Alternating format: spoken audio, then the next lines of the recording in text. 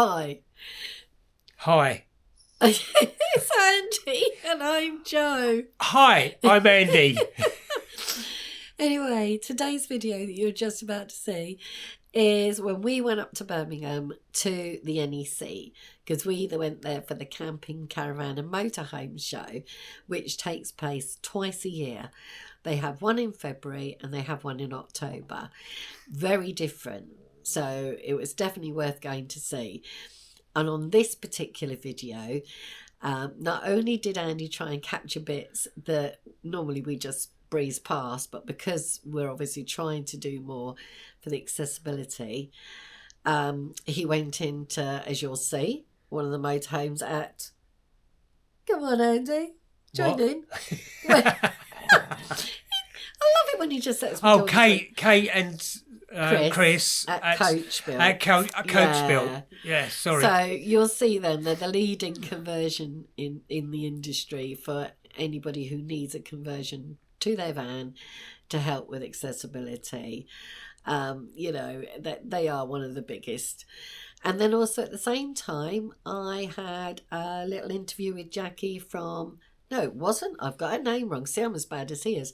Marie from Park for Night, and also the amazing Fliss Spinks, who is the trailer lady.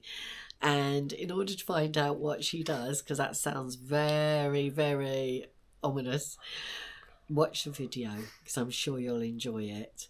So for now, this is us signing out until you get to the end of the video. I hope you really enjoy it, and I hope you'll look forward to the next one, which will be done in February. Okay, bye for now. It's Andy and Joe on the go. We're at the NEC now.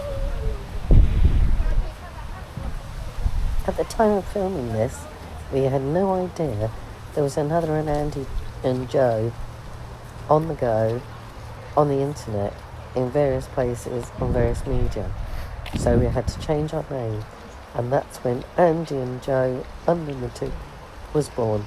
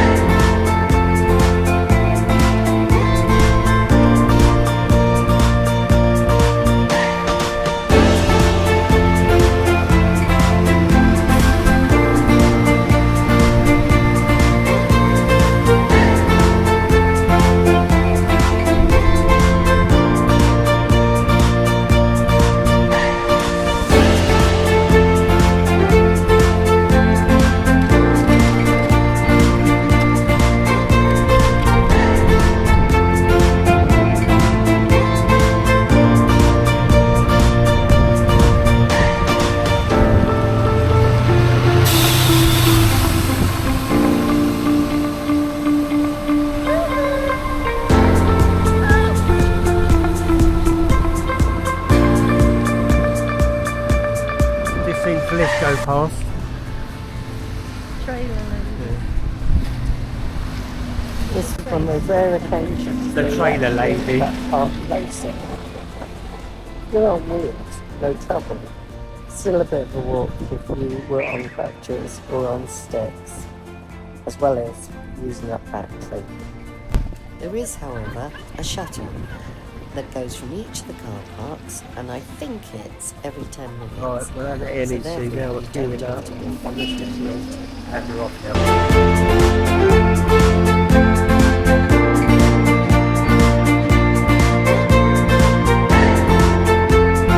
An incinerator toilet for your van.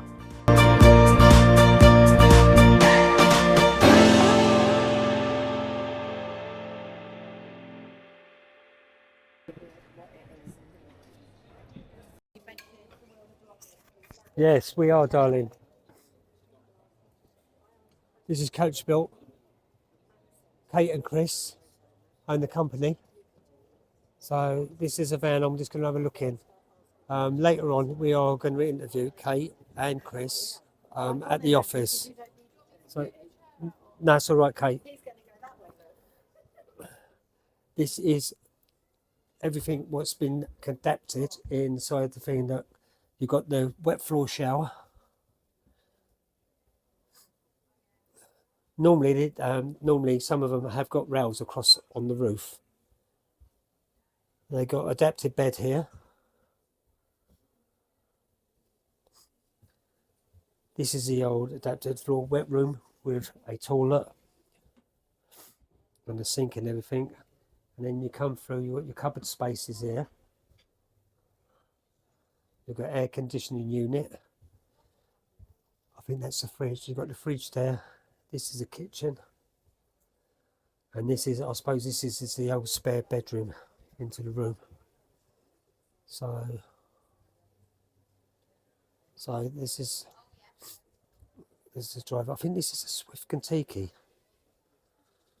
So, and it's an automatic gearbox on this one. Sadly, Andy forgot to get the make and model of this particular motorhome, and now it's been sold. I can't do that either. But as you can see, it's a beautiful motorhome. When you visit the show at the NEC in Birmingham, you can come across the Inspiration Theatre, where you will find technical experts like Andy Harris, Matt Sims, Terry Owens, and David Whitehead. Now, they were the 4 leading experts at the 2024 show. It obviously may change for 2025, but I know Matt Sims will still be in that particular show. It isn't only the technical experts you'll find there, but also advice from van lovers, van lifers, and lots of other experts in the motorhome and camping fields. So go along and see which celebrity might be there in 2025. I'm here with Marie from Park for the Night and the lovely Tasha, who's trying to disappear and get out of the camera, who is Life Beyond Bricks but happens to be here helping with Park for Night. Anyway, I approached Marie because we're obviously going to join up. We do motorhoming, and we like to see whether places are accessible or not. And as I've just said to Marie, are you and will you have a symbol on your site that shows people what is accessible and what isn't? That's right, yeah. So we were just speaking about this. Somebody suggested that already at the beginning of the fair. So what we do is we take all of our suggestions back to the team, and then when it's a good suggestion like this, we can have the possibility of adding a filter for all the places that are wheelchair accessible or accessible to people with disabilities, so they're able to know which places are easier to access. So yeah, so I'll take that back to the team and hopefully be able to add a filter in there so that'll be easier to find places that are accessible. That'll make it an awful lot easier than carrying a book around and trying to find what's successful and what's not, folks. So you've heard it here. Park for the Night may well have the accessibility symbol in all their sites to show you which is and which isn't available. Thank you so much, Marie. Andy did a quick flick around for you to be able to see how vast this is. Obviously, this is only one area of the NEC, and there were many halls. I believe there were 3 in total, massive halls. Hi, it's Andy and Joe on the go, and I'm Joe, and I'm introducing today the lovely Fliss Spinks, who not only goes by the logo of the Trailer Lady, it's her alter ego, but she does all the instruction for towing, putting your caravan to your car at the Camping and Caravan Club. They like to look after people, make sure they can go on the road anywhere they like. But today's meeting is all about all the things you can do for people who are physically challenged. So I'd like to know, in your words, what things do you do that can help people if they wanted and had just bought a caravan but were in, say, a wheelchair? Okay. So with the Camping and Caravanning Club, and I will speak on behalf of the Camping and Caravanning Club. Absolutely. We've actually had people who have been physically challenged come on our courses. And it's been anything from somebody who's maybe had MS or ME and can't stand for long periods of time. We'll bring chairs out from the classroom. Okay. There's a lot of standing around because you're listening to what we're talking about. So we make sure that people are comfortable. We have also had several people bring assistance dogs, and the dogs have had varying roles. Some have been more of a support dog, others have actually been like medical detection dogs. And we make sure that we allow space for that dog. We brief all the other members that have come on the course that they need to ignore the dog. Which is good, because I know from a friend's point of view, when people start to talk to the dog and pet the dog automatically turns to them and starts not paying attention to what his job is. Exactly. The owner, the handler, Yeah. will let the dog go Yeah. when it's on a break. So yes, getting somebody who, you know, we've had like a spaniel, and we've got people there that love spaniels, and you're like, you can't engage with the animal, it's working. They usually do wear a harness that says working, Yeah, so they do. it does usually stop people. So we've had assistance dogs, so we've given them more space around the caravans so that they can still be right with their handler, no problem at all. And we have actually had a lady, solo caravaner, who was wheelchair dependent. And she'd been a tenter, and she'd got to a campsite, and she could do it. She could always put her tent up because it was an air tent. And actually, she said people would always be well-meaning. She said, actually, it was worse because they'd all get involved, and she said it was then like herding cats. But she was getting sick of trying to pack away in the rain. So she decided she wanted a caravan. And so came along, she had an assistance dog as well, wheelchair dependent.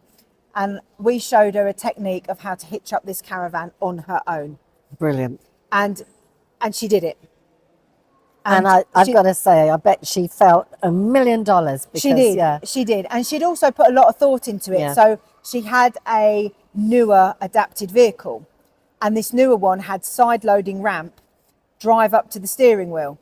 So we got this caravan hooked up. She was in, ramp up, door shut, quicker than I can get in and out of my own car. Which is good. So seeing the confidence in her at the end of the day was amazing. And then we recommended actually going to some of our club sites, because the wardens on our club sites will always help them out.